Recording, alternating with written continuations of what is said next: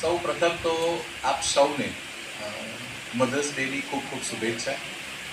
આદરણીય નિરીક્ષકશ્રીઓ તથા સંસ્થાના હોદ્દેદારો, વડીલો અને સૌ રસિકોને મારા નમસ્કાર. માં એક નાનકડો શબ્દ, પણ આ શબ્દની અંદર સમગ્ર બ્રહ્માંડ સમાયેલું છે. આ શબ્દ એટલો બધો નાનો છે કે કોઈ પણ બાળક સૌ પ્રથમ જ્યારે બોલવાની શરૂઆત કરે ત્યારે માં જ બોલે છે. અને જ્યારે એ બ્રહ્માંડમાં માં શબ્દનો જ્યારે ગુંજ આપણે સંભળાય છે ને, એમાં આપણે આ મહાભારતની માતાઓ વિશે જોઈશું. મહાભારતની કથા લગભગ આપણે બધા જાણીએ છીએ, પણ હું મારી દ્રષ્ટિએ જો વિચાર કરું ને તો મહાભારતની માતાઓ એક પ્રયોગાત્મક સમયમાં આવેલી બધી માતાઓ હતી. આપણે સત્યવતીથી જો જોઈએ, આપણે એ પણ જાણીએ છીએ થોડું કે સુધન્વા રાજાના વીર્યથી અપ્સરા જે મત્સ્ય અવતારમાં હતી તેના દ્વારા ઉત્પન્ન થયેલા 2 બાળકો પૈકીની એક સ્ત્રી, જેનું સુધન્વા રાજાએ તો ત્યાગ જ કર્યો હતો, માછીમારને ત્યાં ઉછરી. આવી એક મત્સ્યગંગા જે ગંગા પાર કરાવતી હતી, ત્યારે પરાશર મુનિ તેને કહે છે કે તારા દ્વારા મારે એક પુત્ર પ્રાપ્તિ કરવી છે. આજના સમયની છોકરી શું આને માટે તૈયાર થાત? નહીં થાત. જો આ સત્યવતી એટલે કે મત્સ્યગંધાએ હા ના પાડી હોત તો મહર્ષિ વેદવ્યાસ આવ્યા જ ના હોત, મહાભારત જ ના રચાયું હોત. તે સૌ પ્રથમ તો તે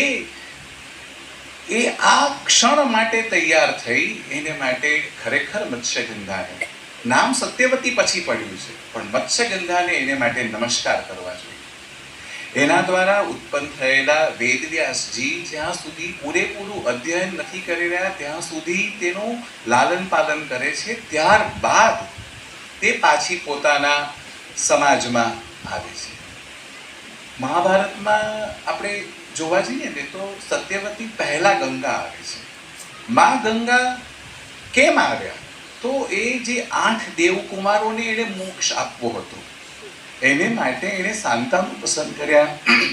તેના દ્વારા જે પુત્ર ઉત્પન્ન થાય એને મૃત્યુ આપ્યું. આમ તો મૃત્યુ ન કહી શકાય, મોક્ષ આપ્યો. પણ ગંગા જ્યારે માં બને છે, માં એક 9 મહિના પોતાના બાળકને ગર્ભમાં રાખીને જન્મતાની સાથમાં જ એને મોક્ષ આપે, માં માટે સૌથી અઘરું કાર્ય છે. આ અઘરું કાર્ય ગંગાએ કર્યું. એમને ગંગા મોક્ષદાયિની નથી કહેવાતી.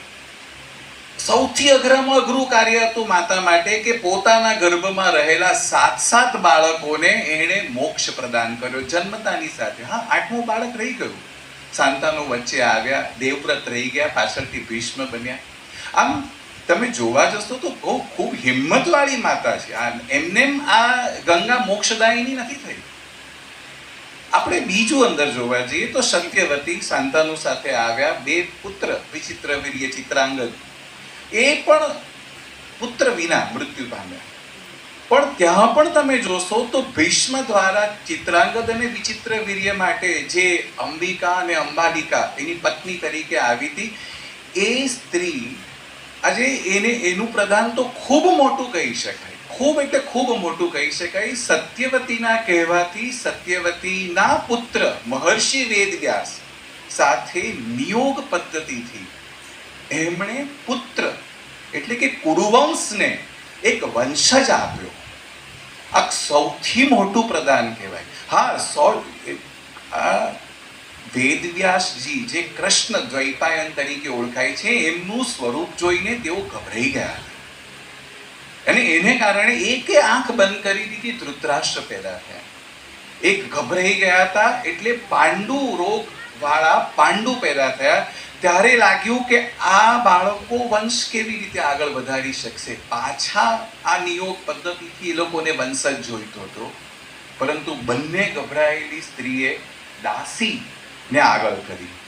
અને દાસી જાણતી હતી કે આ કૃષ્ણ દ્વૈપાયન છે, એને પૂરી ભક્તિપૂર્વક નિયોગ પદ્ધતિથી એને વંશજ આપ્યો અને મહર્ષિ વિદુર પ્રગટ થયા. અને એ દાસી જે કહી શકાય કે એની પાસે શું જ્ઞાનનો ભંડાર હશે કે વિદુરજીને શું જ્ઞાન આપ્યું કે આજે વિદુર નીતિ વિશ્વમાં પ્રસિદ્ધ થઈ. મહાજ્ઞાની વિદુર, આપણે વિચારી નથી શકતા કે દાસીએ આટલું જ્ઞાન આપ્યું હશે તો શું દાસી વંદનને પાત્ર નથી? એ તો ખરેખર વંદનને પાત્ર છે. અને ત્યારબાદ જો આપણે આગળ જોતા જઈએ તો પાંડુ અને ધૃતરાષ્ટ્ર બંને સાથે લગ્ન કરનારી સ્ત્રી પોતાની મરજીથી નથી આવી. ગાંધારી તો બિલકુલ મરજીથી નથી આવી, છતાં એણે નિયતિ સ્વીકારી આંખે પાટા બાંધ્યા. પણ આ જે પ્રયોગાત્મક જોઈ શકાય છે ને તો અહીંયા આવશે. આપણે બધા જ જાણીએ છીએ કે ગાંધારીને ગર્ભ રહ્યો, ગર્ભ 9 મહિના કરતા ઘણો લાંબો સમય રહ્યો, એક પિંડ બહાર આવ્યો અને ત્યારબાદ 100 માટલામાં તેને મૂકવામાં આવ્યો. અને પણ એ વસ્તુને આપણે જોઈએ તો એના સ્ટેમ સેલથી તે સમયમાં સરોગસી ત્યારે વિચારવામાં આવી ગઈ હતી. સરોગસીથી આ 100 બાળકો પેદા થયા હતા.